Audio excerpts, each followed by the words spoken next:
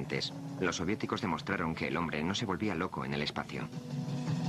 El 12 de abril de 1961, Rusia asestó su mayor golpe al sentimiento de superioridad de Estados Unidos, cuando Yuri Gagarin se convirtió en el primer hombre en el espacio. Aunque el vuelo solo duró 108 minutos, Gagarin se convirtió en un símbolo, en héroe de una nueva era. La máquina propagandística soviética lo anunció alto y claro para que el mundo entero lo oyera. Bienvenido seas, Yuri Gagarin, valiente cosmonauta. Gloria a ti en este día de triunfo. Te recibimos a tu vuelta del espacio como conquistador del universo. El país y su capital, Moscú, te saludan. Camarada primer secretario del Comité Central, el primer vuelo tripulado del mundo se ha hecho el 12 de abril de 1961 a bordo de la nave espacial soviética Vostok.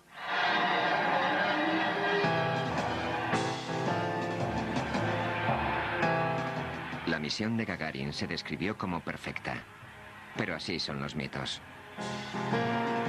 Hoy día, los archivos soviéticos desvelan una historia mucho más humana y un vuelo que rozó la tragedia.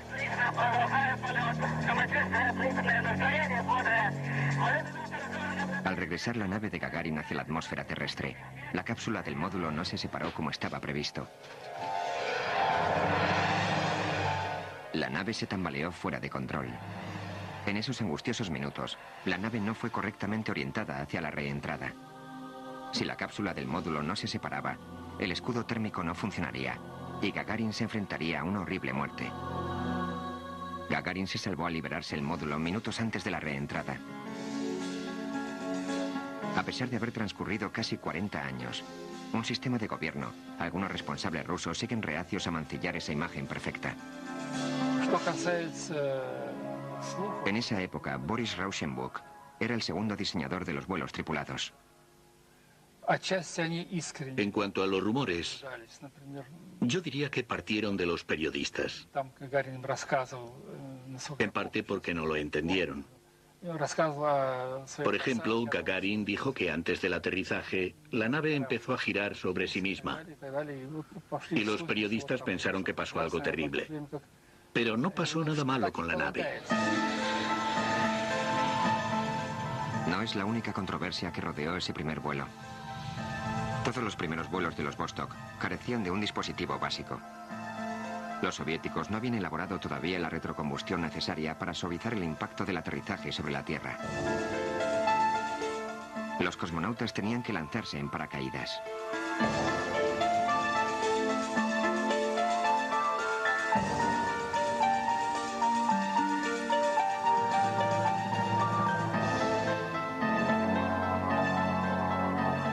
Una película que conmemoraba el primer vuelo de Gagarin fue clasificada como secreta por su descripción del regreso en paracaídas.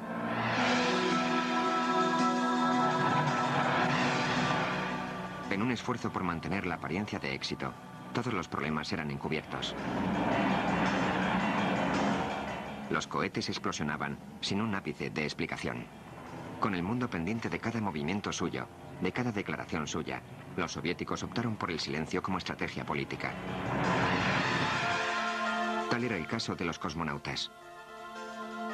Desde el principio, sus vidas se mantuvieron en secreto.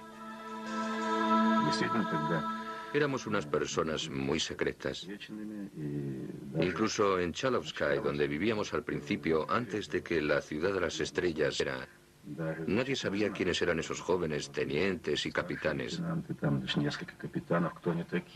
Pronto por la mañana un autobús verde venía a recogernos y nos llevaba a alguna parte, pero nadie sabía dónde.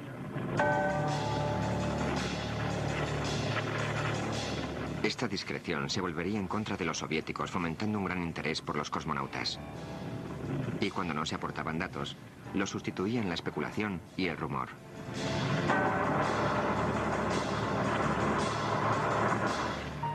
Empezaron a circular mitos por el mundo, como el del hombre perdido en el espacio.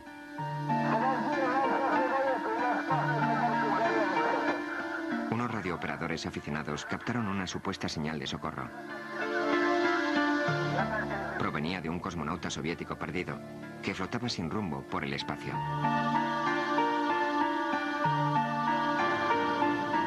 La historia era sobrecogedora, pero fabricada, como la mayoría de los cuentos populares que circularon en aquel vacío informativo. La lista de cosmonautas supuestamente muertos se alargó. Historias de vuelos desastrosos, espantosos accidentes y cuerpos quemados sin identificar empezaron a alimentar las conversaciones.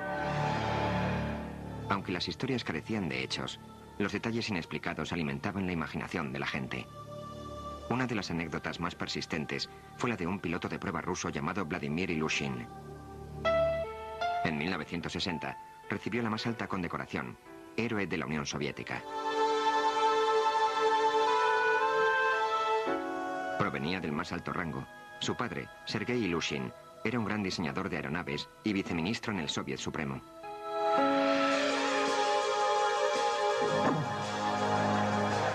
Poco después de haber recibido su galardón, Ilyushin empezó a perseguir la meta de convertirse en el primer hombre en el espacio.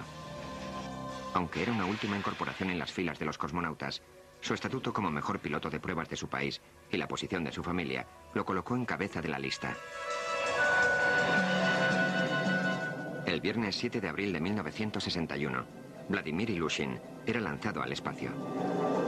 Aunque el lanzamiento fue perfecto, Ilyushin se desmayó durante su tercera órbita, siendo por tanto incapaz de llevar a cabo la necesaria eyección en paracaídas entre 10 y 20.000 pies.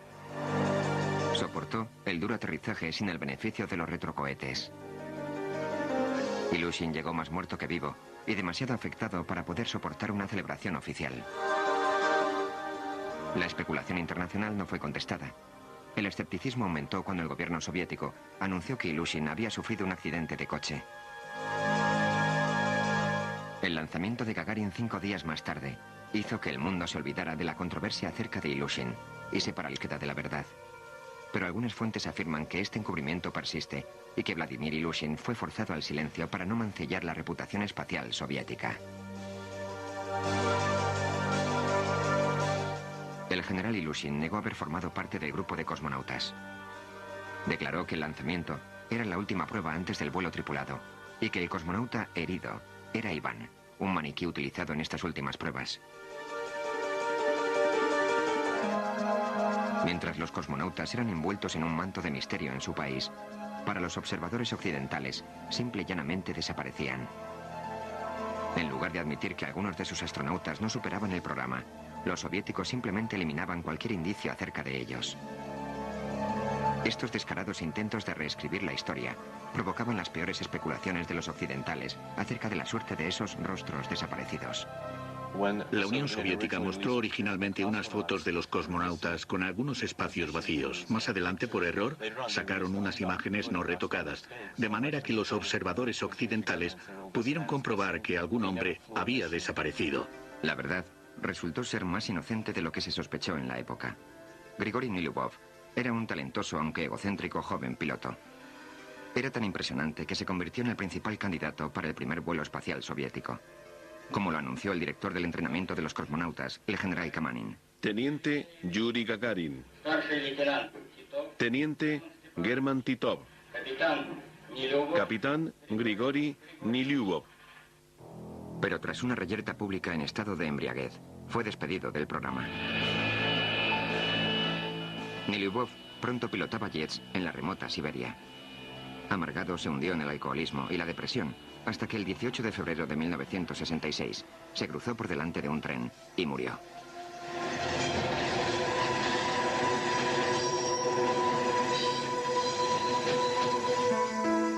Este escandaloso despido no convenía a la imagen de un cosmonauta, de modo que Nilyubov y sus compañeros simplemente fueron borrados del programa y de todas las fotografías oficiales.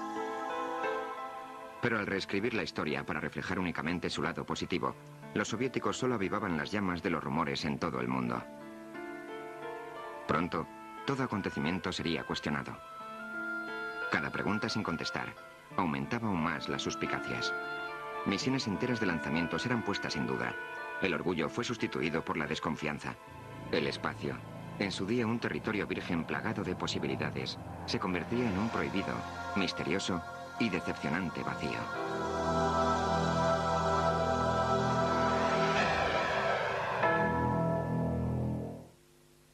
Enseguida National Geographic presenta.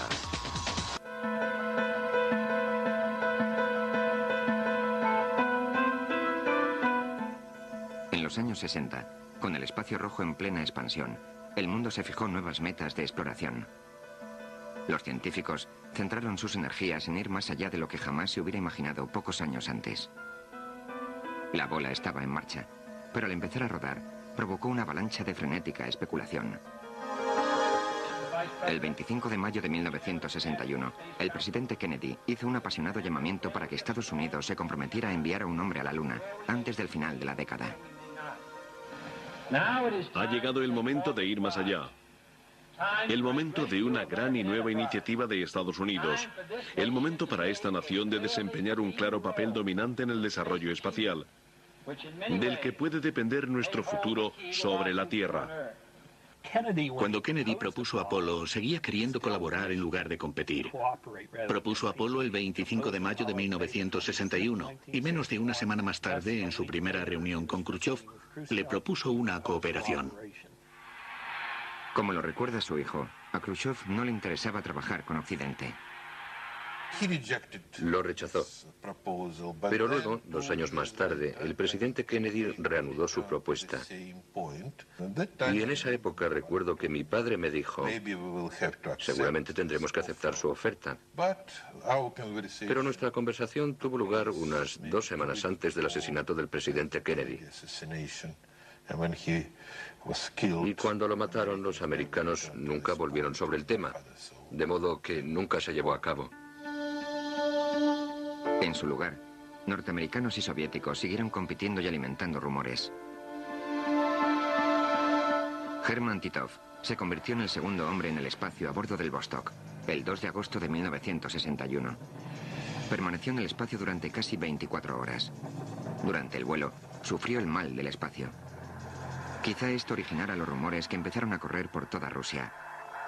Titov, decían, estaba acercándose rápidamente a una muerte horrible. Justo después del vuelo se rumoreó que yo había sido expuesto a una grave radiación, que me había quedado ciego, calvo, que mi mujer me había dejado y muchos otros mitos. Algunas historias eran hasta divertidas. Mi suegro regresó de Ucrania y me dijo, ¿puedes creerlo? Nuestra vecina estaba en la playa y había coincidido con algunos cosmonautas. Jugaban al waterpolo en la piscina y ella me dijo que todos eran unos chicos valientes y sanos, excepto Titov, que estaba flaco y amarillento. Más tarde, cuando nació mi primera hija y luego la segunda, se empezó a hablarme de enfermedad. Titov había dicho la verdad acerca de su mal del espacio. Los otros cosmonautas vieron que una franca revelación no era necesariamente la mejor opción. Valentina Tereskova estaba entre ellos. Cuando acabó la misión de Titov, hubo largas deliberaciones. Ella ya estaba en el equipo de los cosmonautas, así que lo escuchó todo y sacó sus propias conclusiones. Cuando Tereskova experimentó el mal del espacio, no dijo nada. Consciente seguramente de que esto no encajaba con el modelo soviético del regreso del héroe. Esto solo sería una de las numerosas ideas falsas que rodearon la misión de la primera mujer en el espacio. Ha habido rumores, especialmente en Occidente, de que estas misiones de propaganda, sobre todo la misión de Tereskova, nacieron de la mente de Khrushchev. La principal fuerza motora de todo esto era el propio Karayov, que incluso tenía acceso directo a Khrushchev. Por eso, cuando Karayov se convirtió en el agente secreto más famoso y conocido, quiso explorar cada vez más. Los diseñadores espaciales proponen las ideas. Luego tienen que vender esas ideas a los militares y a los responsables políticos. El desafortunado lanzamiento del Soyuz 1 es uno de esos ejemplos. No sé quién lo defendió. Empezó a perseguir la meta de convertirse en el primer hombre en el espacio. Aunque era una última incorporación en las filas de los cosmonautas, su estatuto como mejor piloto de pruebas de su país y la posición de su familia lo colocó en cabeza de la lista. El viernes 7 de abril de 1961, Vladimir Ilyushin era lanzado al espacio. Aunque el lanzamiento fue perfecto, Ilyushin se desmayó durante su tercera órbita, siendo por tanto incapaz de llevar a cabo la necesaria eyección en paracaídas entre 10 y 20.000 pies. Soportó el duro aterrizaje sin el beneficio de los retrocohetes. Ilyushin llegó más muerto que vivo y demasiado afectado para poder soportar una celebración oficial. La especulación internacional no fue contestada. El escepticismo aumentó cuando el gobierno soviético anunció que Ilyushin había sufrido un accidente de coche. El lanzamiento de Gagarin 5 días más tarde hizo que el mundo se olvidara de la controversia acerca de Ilyushin y se paralizara de la verdad. Pero algunas fuentes afirman que este encubrimiento persiste y que Vladimir Ilyushin fue forzado al silencio para no mancillar la reputación espacial soviética. El general Ilyushin negó haber formado parte del grupo de cosmonautas. Declaró que el lanzamiento era la última prueba antes del vuelo tripulado y que el cosmonauta herido era Iván, un maniquí utilizado en estas últimas pruebas.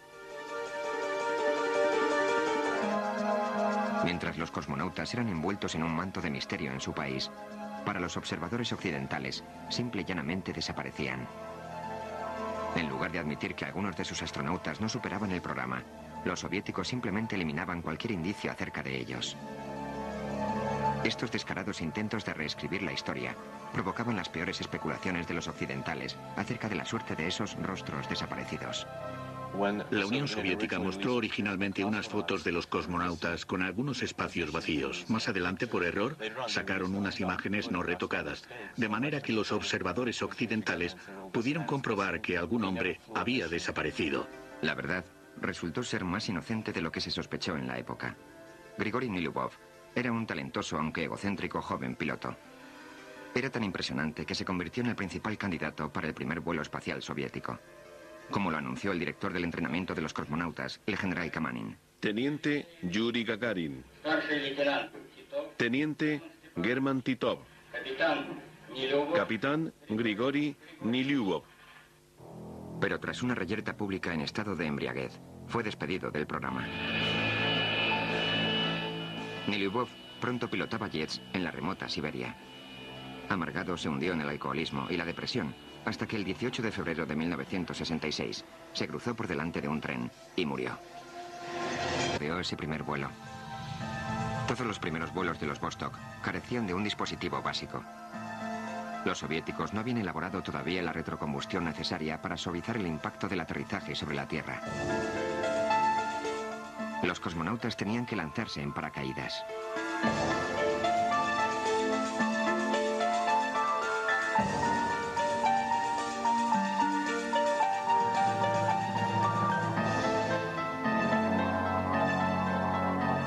Una película que conmemoraba el primer vuelo de Gagarin fue clasificada como secreta por su descripción del regreso en paracaídas.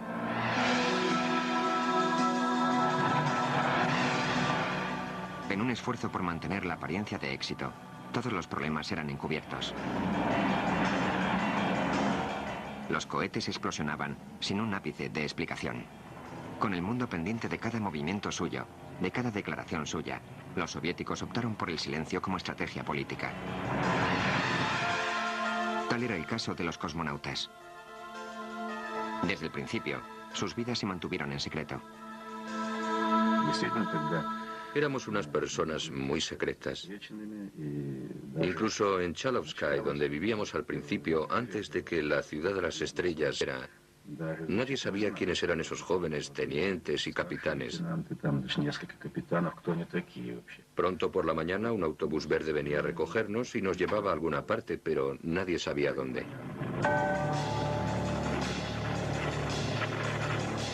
Esta discreción se volvería en contra de los soviéticos, fomentando un gran interés por los cosmonautas. Y cuando no se aportaban datos, los sustituían la especulación y el rumor.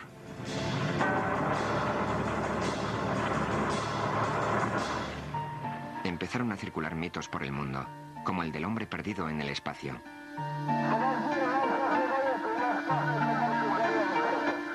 Unos radiooperadores aficionados captaron una supuesta señal de socorro. Provenía de un cosmonauta soviético perdido, que flotaba sin rumbo por el espacio.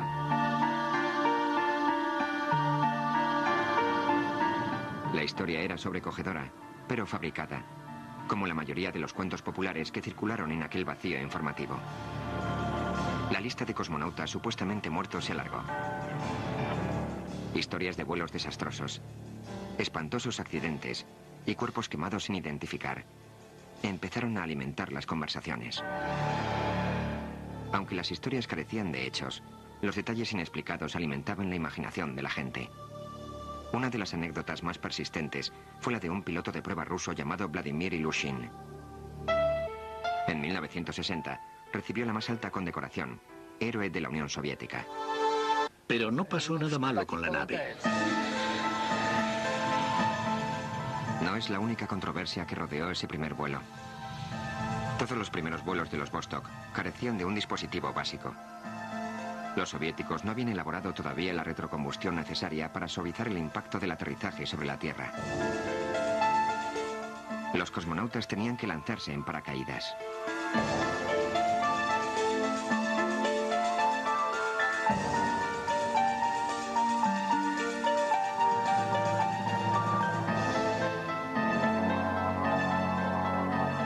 Una película que conmemoraba el primer vuelo de Gagarin fue clasificada como secreta por su descripción del regreso en paracaídas.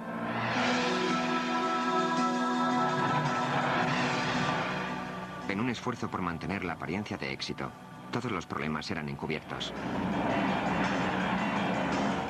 Los cohetes explosionaban sin un ápice de explicación.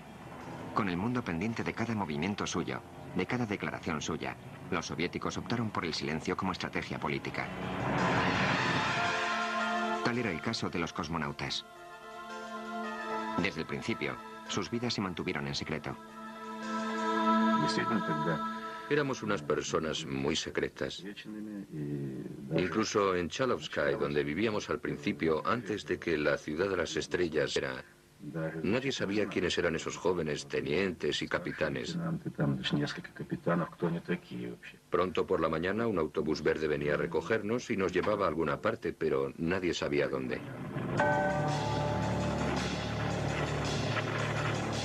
Esta discreción se volvería en contra de los soviéticos, fomentando un gran interés por los cosmonautas.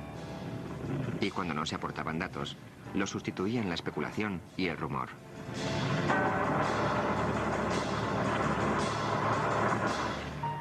Empezaron a circular mitos por el mundo, como el del hombre perdido en el espacio.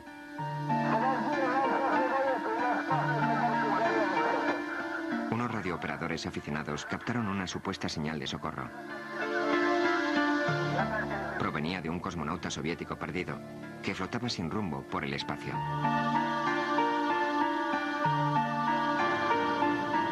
La historia era sobrecogedora, pero fabricada, como la mayoría de los cuentos populares que circularon en aquel vacío informativo. La lista de cosmonautas supuestamente muertos se alargó. Historias de vuelos desastrosos, espantosos accidentes y cuerpos quemados sin identificar empezaron a alimentar las conversaciones. Aunque las historias carecían de hechos, los detalles inexplicados alimentaban la imaginación de la gente. Una de las anécdotas más persistentes fue la de un piloto de prueba ruso llamado Vladimir Ilyushin. Suyo, de cada declaración suya, los soviéticos optaron por el silencio como estrategia política. Tal era el caso de los cosmonautas. Desde el principio, sus vidas se mantuvieron en secreto. Éramos unas personas muy secretas. Incluso en Chalovsky, donde vivíamos al principio, antes de que la ciudad de las estrellas era... Nadie sabía quiénes eran esos jóvenes tenientes y capitanes.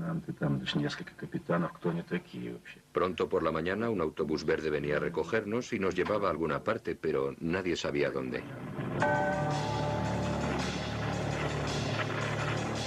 Esta discreción se volvería en contra de los soviéticos, fomentando un gran interés por los cosmonautas. Y cuando no se aportaban datos, los sustituían la especulación y el rumor.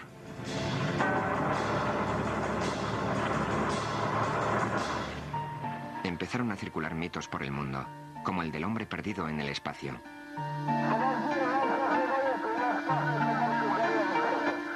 Unos radiooperadores aficionados captaron una supuesta señal de socorro. Provenía de un cosmonauta soviético perdido, que flotaba sin rumbo por el espacio.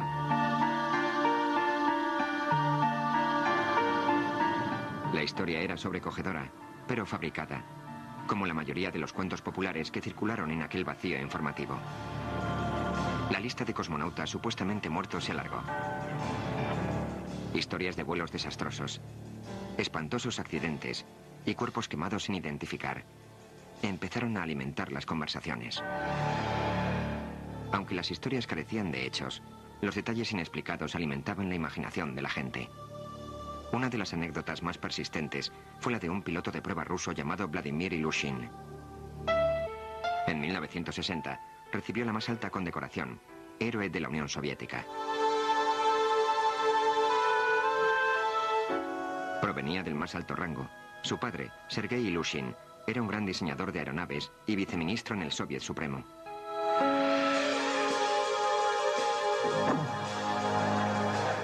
Poco después de haber recibido su galardón, Ilushin empezó a perseguir la meta de convertirse en el primer hombre en el espacio.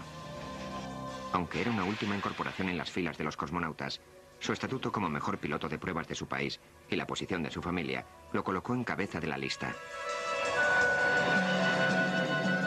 El viernes 7 de abril de 1961, Vladimir Ilushin era lanzado al espacio. Aunque el lanzamiento fue perfecto, Ilushin se desmayó durante su tercera órbita, siendo por tanto incapaz de llevar a cabo la necesaria eyección en paracaídas entre 10 y 20.000 pies. Soportó el duro aterrizaje sin el beneficio de los retrocohetes.